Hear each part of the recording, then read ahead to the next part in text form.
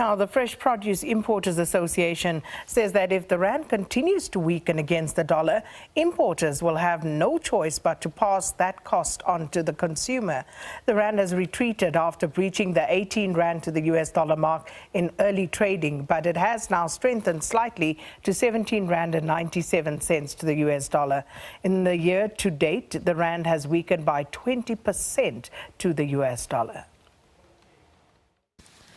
The U.S. has been increasing interest rates aggressively, among other factors, and this has seen the dollar strengthening. With financial markets across the globe under tremendous pressure, investors are spooked and running to places where they feel safe, and the U.S. dollar is always a safe haven. Some economists say the dollar remains king, despite its stretched overvaluation, pointing out that these levels are likely to persist. Most trade is actually done in US dollars, right? So things that we import, even from Southeast Asia and other, Western countries, all of those transactions are done in US dollars, and a weakening rand is not good. But it's also very positive, for net exporters in South Africa, like the mining companies. The import business sector is concerned that continued currency fluctuations will impact on their profitability. South Africa transacts imports using foreign currency like the US dollar, mostly for out-of-season products to meet additional demand, and also when local suppliers are unable to.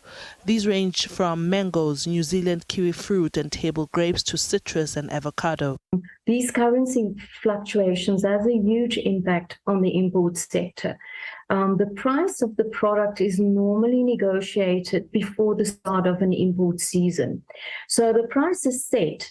And if there are any currency fluctuations during the course of the season, and some of our import seasons are up to 6 months, then you find yourself in a position that you can't change or suddenly renegotiate a price with your international suppliers. So that pricing of the product, the end pricing of the product, takes very careful seasonal planning to enable the importers as well as the retailers to somehow absorb some of these costs that are due to factors such as the fluctuating exchange rates, and also, of course, transport costs. That's another aspect that has added a huge amount of cost to our landed product.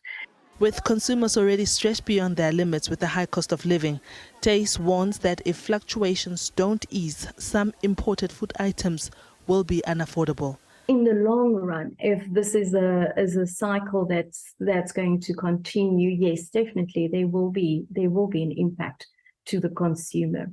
Diabosito, SABC News, Johannesburg.